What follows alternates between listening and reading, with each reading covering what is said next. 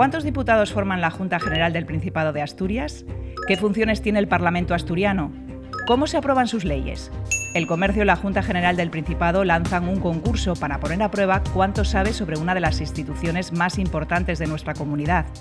No solo es un trivial, es una forma distinta de acercarse al Parlamento que muchas veces parece lejano, aunque decide cuestiones que afectan a todos los asturianos. Un juego para acercarse de forma sencilla a la historia y al presente de la Junta.